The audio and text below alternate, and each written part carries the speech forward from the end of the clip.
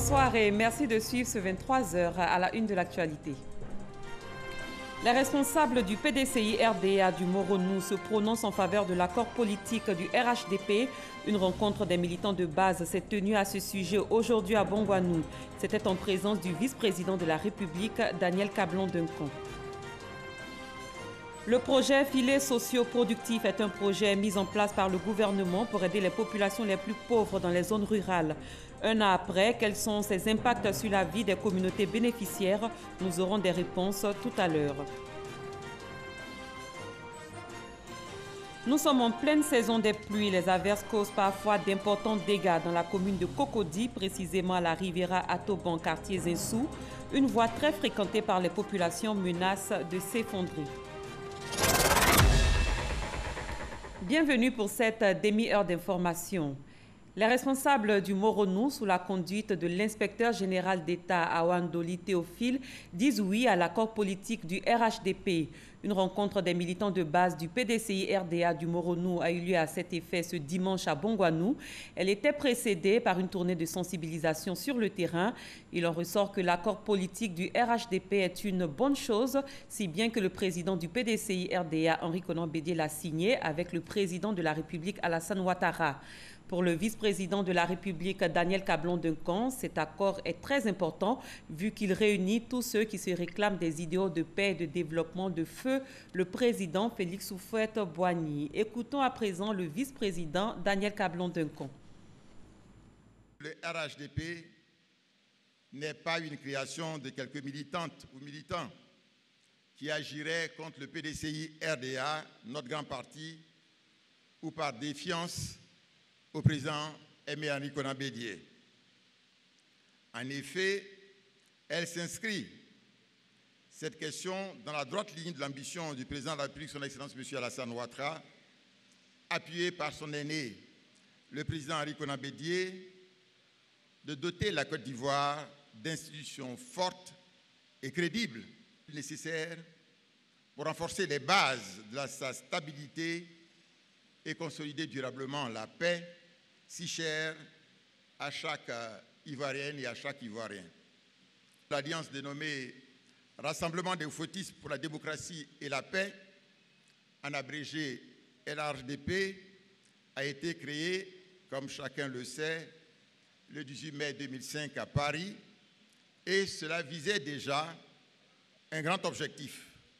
Il est important de souligner déjà que le RHDP est né de la volonté commune des leaders des partis politiques se réclamant de la philosophie politique du président Félix Houphouët-Boigny de préserver son œuvre, notamment sur deux aspects majeurs.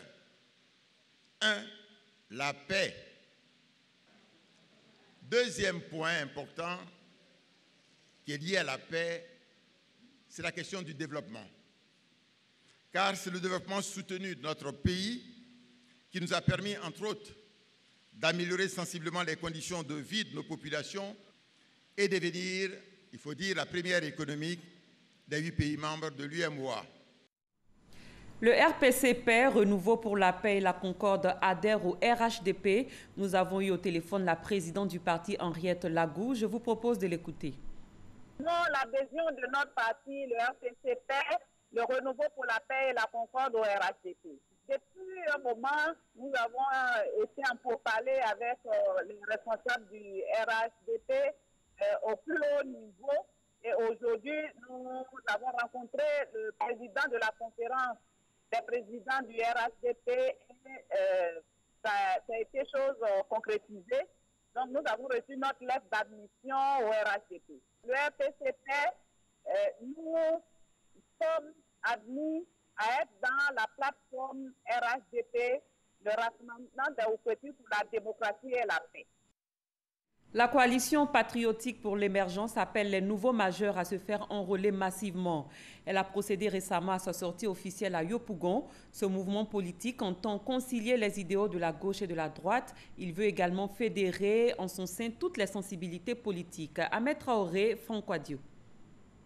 Dénoncer sans calomnier, critiquer sans injurier et proposer sans trahir, C'est à cet exercice que veut s'atteler la CPE, Coalition patriotique pour l'émergence. Pour atteindre son objectif, ce mouvement politique entend concilier les idéaux de la gauche et de la droite. Selon son président, la CPE réunit en son sein plusieurs sensibilités politiques. Nous avons décidé de nous coaliser pour essayer de faire la politique autrement. Parce que la crise post-électorale nous a enseigné certaines situations. Pour nous, l'opposition ivoirienne a pour rôle de critiquer, proposer et puis bâtir avec ceux qui dirigent. Mais nous constatons que c'est la politique de la chaise vide. Non à tout, boycotter tout. Il y a les élections municipales qui arrivent. On aspire à avoir des postes aussi. Mais quand on regarde dans leur démarche, ils ne sont pas prêts à aller à ces élections-là. Bon, nous avons notre vie à faire, nous avons un avenir et nous ne pouvons plus rester dans cette posture-là. Les membres de la coalition patriotique pour l'émergence entendent parcourir toutes les contrées du pays pour véhiculer leur message. Ils appellent les jeunes et plus particulièrement les nouveaux majeurs à se faire enrôler afin de prendre part massivement aux échéances électorales à venir. Le RPP face aux défis ivoiriens, c'est le titre d'un ouvrage didactique du Rassemblement pour la paix, le progrès et le partage. Il est dédié à l'idéologie du parti et ses positions sur les grands sujets d'actualité du pays. La cérémonie de dédicace de ce livre a eu lieu hier à Herman Guivé. 1h30, c'est le temps qu'aura duré ce face-à-face du président du RPP, Ouattara Nyonzié, avec la presse nationale et internationale et plusieurs de ses partisans, venus tous prendre part à cette cérémonie dédicace de son livret dédié à l'idéologie du parti qu'il dirige et ses positions sur les grands sujets d'actualité en Côte d'Ivoire. Vous n'êtes pas sur la liste, vous n'êtes rien. Il faut avoir la carte électorale. Un ouvrage de 22 pages au sein duquel l'auteur visite et revisite l'histoire politique de la Côte d'Ivoire, commente l'actualité politique du moment et envisage l'avenir.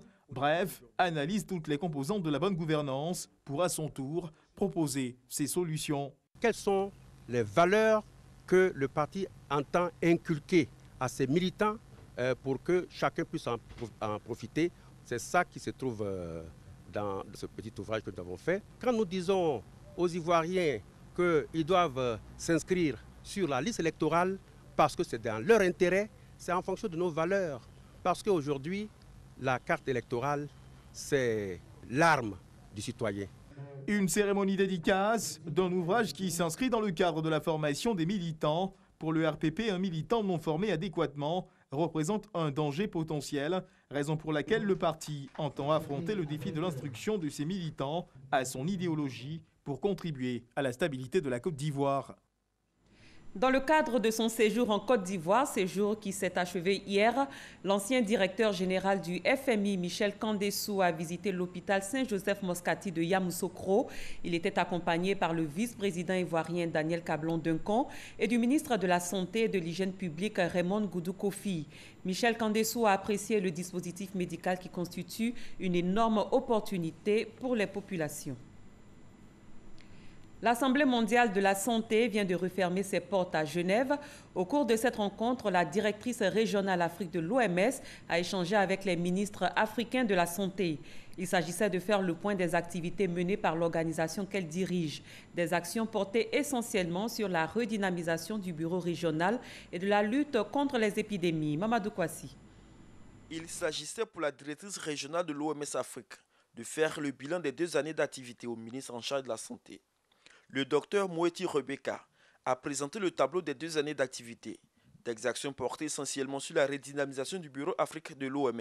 Face à son auditoire, la directrice régionale de l'OMS Afrique a fait cas également des actions engagées dans la lutte contre les pandémies et surtout les épidémies qui ont frappé le continent africain ces 2 dernières années. Nous avons pu vraiment arriver à, s'il y a une alerte d'une épidémie qui commence quelque part, à être sur le terrain très rapidement, parce qu'il y a un fonds qui a été doté à l'OMS pour de premières réponses. Pour l'avenir du système sanitaire africain, le docteur Moeti met un accent particulier sur la coopération décentralisée, avec le renforcement de la collaboration entre les structures étatiques et les partenaires au développement ainsi que les ONG. Il faut savoir qui va faire quoi, il faut définir des priorités du pays, il faut faire un plan et demander à tout le monde d'amener leurs appuis dans le cadre de ce plan. La première responsable de l'OMS du continent africain félicite le gouvernement ivoirien pour ces initiatives qui constituent pour elle un cas d'école en Afrique, en vue de rapprocher davantage les populations des centres de santé. La Côte d'Ivoire a décidé d'améliorer les performances des districts sanitaires parce que c'est sur la base de ça que nous allons arriver à élargir la couverture de services de la santé pour toute la population. Les ministres africains de la Santé ont salué les efforts consentis par l'OMS pour améliorer davantage son appui aux pays africains. Ils s'engagent tous à accompagner l'équipe du Dr Moeti Rebecca dans l'atteinte de ses objectifs, tout en assurant la santé pour tous sur le continent africain. Dans le dossier de ce dimanche, on s'intéresse au projet Filets socio-productifs. Il a été mis en place par le gouvernement pour aider les populations les plus pauvres des zones rurales. Financé par la Banque mondiale à hauteur de 25 milliards de francs CFA, il consiste à payer une allocation trimestrielle de 36 000 francs CFA à 35 000 ménages bénéficiaires en vue de les aider à subvenir à certains de leurs besoins primaires. Le projet Filets socio-productifs a été lancé en mars 2017 et est mis en œuvre dans les zones centre, nord et ouest de la Côte d'Ivoire. Un an après, comment a-t-il impacté les communautés bénéficiaires dans l'ouest ivoirien? Notre correspondante Eve Boué nous donne des réponses. Cette année, vraiment, ça a trop soufflé sur moi-même. Ma femme a été malade. À cause de moi-même, j'ai eu à perdre un enfant, tout ça là. On a beaucoup de problèmes pour mettre les enfants à l'école. C'est dans la saison pluie, il n'y a pas l'argent. Bon, souvent, on se débrouille, on coupe graines pour vendre les grains avant d'avoir 500 mètres ensemble, juste à ce que... Mais ça ne suffit même pas même. Après ça, pour se nourrir encore, bon, c'est la même chose. Nous vivons difficilement. Avec le métier que j'ai au village, vraiment, ça ne rapporte pas. Et puis avec la scolarisation, c'est très difficile pour nous. On essaie de vraiment tirer de gauche à droite. L'accès à la sécurité alimentaire, à la scolarisation des enfants et aux soins de santé constitue un combat perpétuel pour Jean-Paul, Germain et Parfait, tous chefs de ménage, respectivement de 14, 20 et 9 personnes. Ils vivent à Douélé, une localité située à 21 km de Mans, dans la région du Tonkoui. De par leur situation de précarité, ces ménages sont retenus pour bénéficier du projet Filets socio-productifs. Financé par la Banque mondiale avec 25 milliards de francs CFA, ce projet cible les familles vulnérables ayant en leur sein un ou plusieurs enfants de moins de 15 ans et une ou des femmes enceintes. Pendant 3 ans, 35 000 ménages issus des zones centre, nord et ouest recevront une allocation trimestrielle de 36 000 francs CFA via transfert électronique. L'objectif est d'améliorer les revenus de ces personnes. Avec cette somme-là, il y a d'abord la santé qui est là. De deux, on doit essayer de voir le cas de nos enfants qui vont aller à l'école. Le jour qu'on m'a annoncé que je figure sur la liste des bénéficiaires, vraiment, c'était une grande joie pour moi. Une très grande joie pour moi parce que je sais que ça va nous soulager un peu. Sincèrement, je dis merci au gouvernement. Ce programme a été lancé en mars 2017 pour la phase pilote avec 5 000 bénéficiaires et en décembre 2017 pour la phase de mise à l'échelle avec les 30 000 ménages restants. Plus d'un an après sa mise en œuvre, le projet Filets socio-productifs a déjà impacté positivement la vie de nombreuses communautés bénéficiaires, comme ceux de Bouleux et de Koyatro-Gwepleu, 2 villages de la commune de Danandé. Ce projet, vraiment, c'est un bon projet. Quand je reçois les 36 000 francs, j'ai actuellement 5 enfants. Enfin, 4 enfants sont à l'école, plus l'enfant de ma nièce qui est à l'école aussi. J'ai réussi à payer leur scolarité cette année.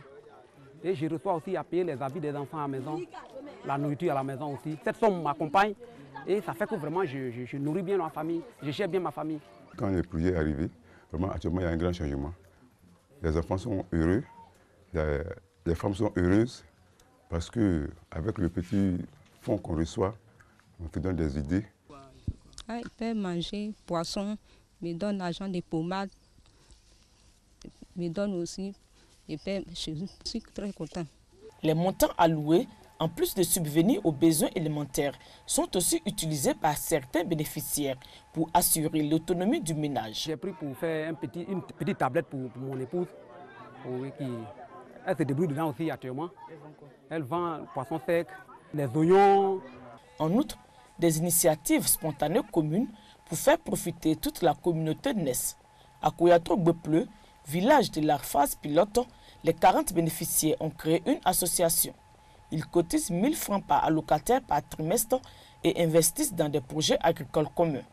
Grâce à cela, le directeur de l'école du village pourra résider sur place. Cette année, nous avons eu à s'organiser pour la construction et le logement d'un directeur d'école, de notre école. À Bouleux, les 73 bénéficiaires ont emboîté le pas à ceux de Koyatro-Gbepleu. À partir des cotisations de leur association, ils réalisent de la polyculture sur une superficie de plus de 2 hectares et prévoient désengorger l'école. Aujourd'hui, nous avons une école de 3 classes. Nous avons beaucoup d'enfants. Jumeler toujours les classes, ça ne nous arrange pas. Si demain le projet continue et que nous restons toujours ensemble, nous pouvons aider aussi le village à construire au moins de l'école. Toutes ces initiatives qui participent au renforcement de la cohésion sociale sont saluées et encouragées. Dans le long terme, pour pérenniser les acquis, des mesures d'accompagnement sont prévues. Et dans cette phase des mesures d'accompagnement, nous allons assister et les bénéficiaires du projet, les bénéficiaires directs et les bénéficiaires indirects. Les bénéficiaires indirects, je veux dire que les villages qui sont déjà choisis, il y a dans ces villages-là des personnes qui n'ont pas été choisies directement pour recevoir de l'argent.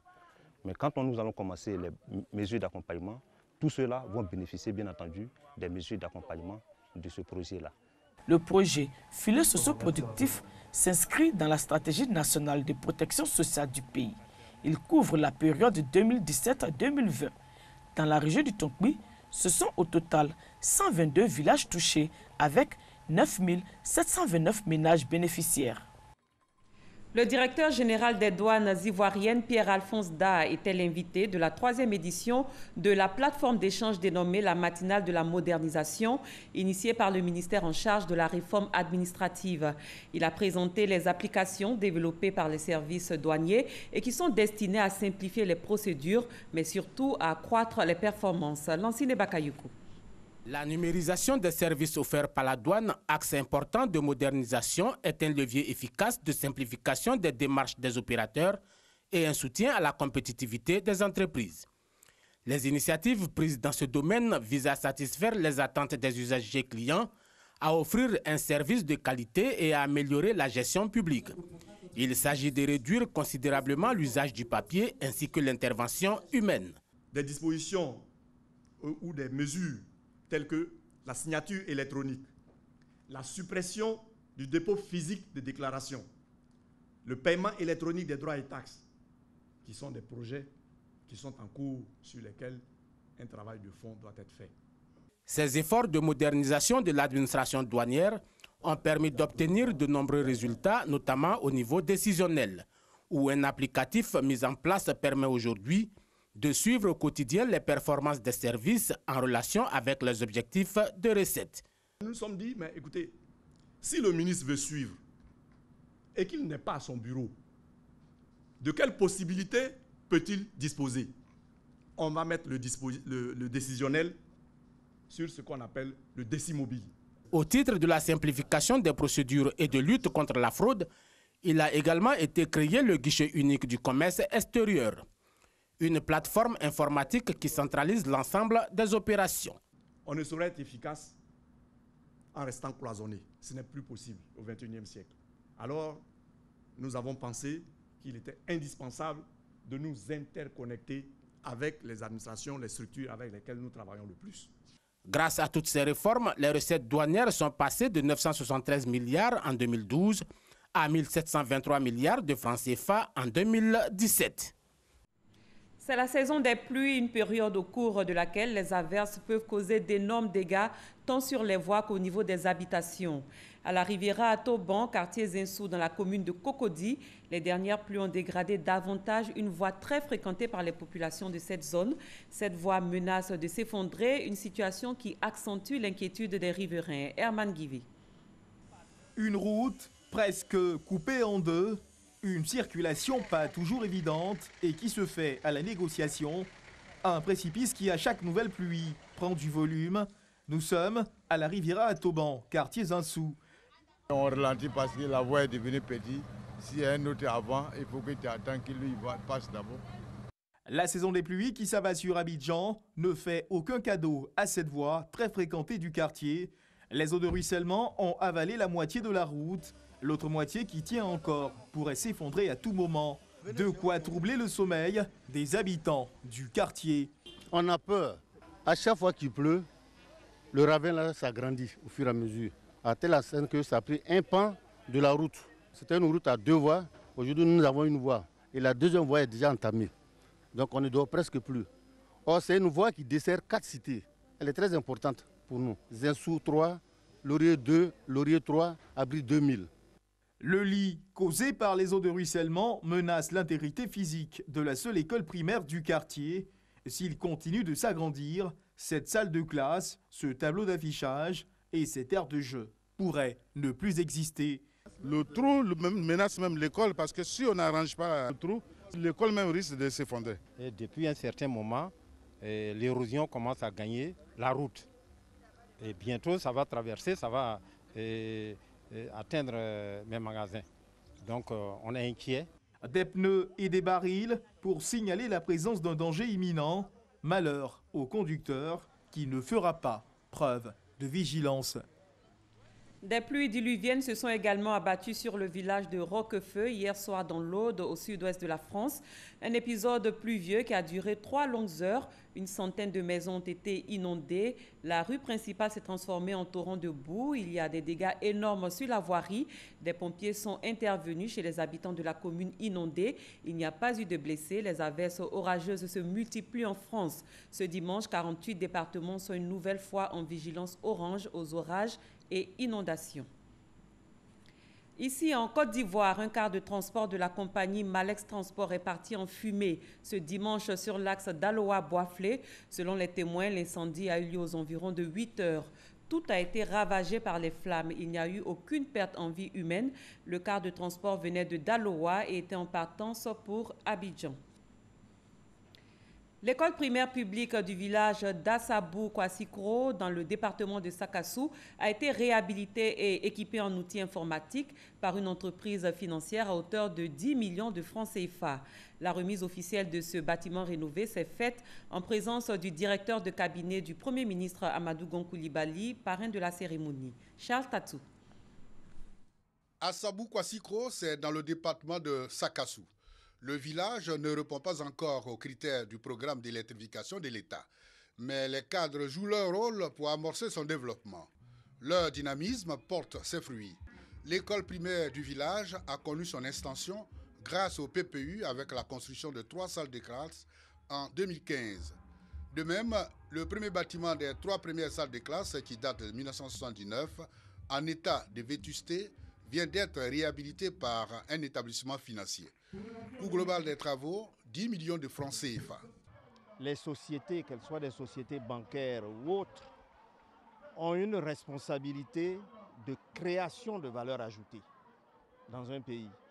Mais elles doivent se sentir totalement à l'aise dans un environnement qui leur est d'ailleurs favorable, tout en assumant cette responsabilité sociétale et environnementale. Le gouvernement n'est pas électricien, c'est notre prochain défi. Nous allons solliciter des aides avec l'apport des villageois pour essayer de faire l'électrification du village. La cérémonie d'inauguration de ces bâtiments rénovés a eu pour parrain le Premier ministre Amadou Gon Coulibaly, représenté par son directeur de cabinet, Emmanuel Aoutou Kofi. Occasion donc pour les élus et cadres, puis le représentant du Premier ministre de témoigner leur reconnaissance à la structure financière donatrice pour son action citoyenne en faveur de l'école ivoirienne. La politique de formation tracée par le président de la République, son Excellence M. Alassane Ouattara, a des points de relais dans des villages et c'est un exemple que nous voulons donc saluer ici au nom de M. le Premier ministre. J'exhorte tous les cadres de Sakassou. Chacun peut faire un petit quelque chose pour ses parents. C'est très important. Les cadres ont apporté leur contribution à hauteur de plus de 4 millions de francs CFA pour la réalisation de 2 logements de maîtres et l'équipement de l'école en outils informatiques. Une visite guidée de ces réalisations a ponctué cette cérémonie de célébration de l'école à Assabou-Kwassikro. L'étudiante de 19 ans en communication d'entreprise Suifatem a été élue Miss Côte d'Ivoire 2018 hier au Palais des Congrès du Sofitel Abidjan Hôtel Ivoire. La candidate numéro 7 représentait la région de Beké. Elle a totalisé 15,51% des voix et succède à Mandjaria Gbané. La cérémonie s'est déroulée en présence de Clarisse Duncan, l'épouse du vice-président ivoirien Daniel Kablon Duncan, représentant la première dame Dominique Ouattara. Nadia Edja Issaïou. Côte d'Ivoire 2018 est la candidate numéro 7. Allure filiforme, cheveux courts naturels, avec 1,68 m, Fatem Sui, la représentante de la région du Beké, est la Miss Côte d'Ivoire 2018. Avec 15,51% des voix, elle succède à Manyalia Gbané, Miss Côte d'Ivoire 2017. Étudiante en deuxième année de communication d'entreprise, 19 ans, la reine de la beauté 2018 veut consacrer son mandat à la sensibilisation des jeunes filles contre les grossesses en milieu scolaire. Je pense que la jeune fille doit pouvoir être sensibilisée sur tout ce qui arrive. Et vu comme ce sujet est d'actualité ces derniers temps, du coup j'ai dit bon, pourquoi ne pas me lancer là-dedans, puisque en Côte d'Ivoire et surtout dans la sous-région, c'est plus fréquent. C'est à l'issue d'un total cumulé entre les notes des membres du jury, représentant 75%, et les votes par SMS du grand public, 25%, que la nouvelle Miss a été élue devant 25 candidates. À l'annonce des résultats, une foule en liesse. Je suis la mère de Suifatem. Vraiment, c'est formidable qu'elle ait gagné. Wow! Là, c'est son frère qui est là. Mais bon, vraiment, on est content, on dit merci au Seigneur parce qu'on est resté en prière et merci à tout ce monde. Je suis vraiment heureuse d'être là et puis je suis fière de la Miss, elle est très belle. Et que vive la Côte d'Ivoire, vive la beauté africaine. Concours de beauté à la recherche de l'excellence. Le comité Miss Côte d'Ivoire n'a pas voulu rester en marge de l'épineuse question de l'immigration clandestine. Cette année, nous avons choisi le défi de la jeunesse face à l'immigration clandestine. Et comme c'était un thème d'actualité, nous l'avons choisi afin de véhiculer ce message, empêcher nos frères de partir à l'extérieur. La Miss Côte d'Ivoire 2018 sera assistée dans son mandat par 4 dauphines. Comme récompense, elle recevra 10 millions de francs CFA, une voiture, un voyage d'une semaine tout frais payé à Paris et une participation aux concours internationaux en tant qu'ambassadrice de la beauté ivoirienne. Miss Côte d'Ivoire 2018 avait pour marraine la première dame de Côte d'Ivoire, Dominique Ouattara, représentée à cette cérémonie par l'épouse du vice-président de la République de Côte d'Ivoire. Quels sont les faits qui ont marqué le monde au cours de la semaine? Le 7 sur 7 est proposé ce soir par Herman Guivi.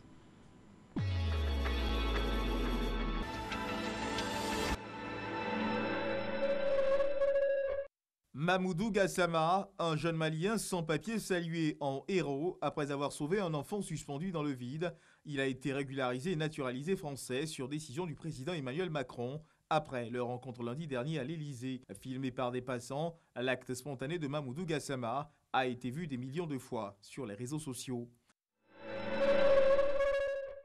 Dernier jour d'inspection des électeurs au Zimbabwe avant les élections générales prévues en juillet. Lors de l'inspection des listes électorales, les électeurs ont pu vérifier leurs détails d'identification personnelle et s'assurer que leurs noms sont bien inscrits dans les bons centres de vote.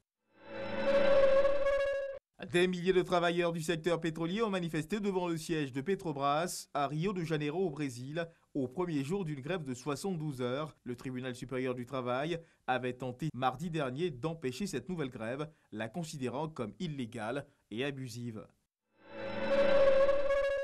L'ONU a lancé jeudi dernier un appel urgent aux donateurs internationaux s'étant engagés à participer à son programme d'aide aux réfugiés syriens, affirmant qu'elle n'avait reçu qu'un cinquième des financements demandés. Le directeur régional du Programme alimentaire mondial, le PAM, Muhammad Hadi, a exprimé sa gratitude pour tout le soutien fourni par les donateurs, insistant toutefois sur l'importance de la poursuite de ce soutien jusqu'à ce qu'une solution politique soit trouvée au conflit qui ravage la Syrie depuis 2011. Le président chilien Sébastien Pinera a prononcé son premier discours sur l'état de la nation annonçant des réformes des régimes de retraite chiliens. Nous allons réformer en profondeur le système de retraite, améliorer progressivement les retraites de tous les Chiliens à travers une augmentation des cotisations, a-t-il déclaré. L'opposition au Mali a réclamé la démission du Premier ministre Soumeylou Boubèye Maïga après la répression samedi dernier d'une manifestation interdite qui a fait, selon elle, une trentaine de blessés à 2 mois de l'élection présidentielle. Le secrétaire général de l'ONU, Antonio Guterres, a déclaré suivre avec préoccupation l'évolution de la situation au Mali, où il vient d'effectuer une visite les 29 et 30 mai dans la capitale, Bamako. Quelques 1,7 million d'électeurs slovènes votent ce dimanche pour des législatives où l'ancien Premier ministre conservateur, Janez Janša, espère signer son retour au pouvoir après avoir agité le spectre d'une invasion migratoire vers ce pays de la zone euro situé sur l'ancienne route des Balkans. Le Premier ministre slovène sortant, Miro Cerar, a également voté pour les élections législatives anticipées.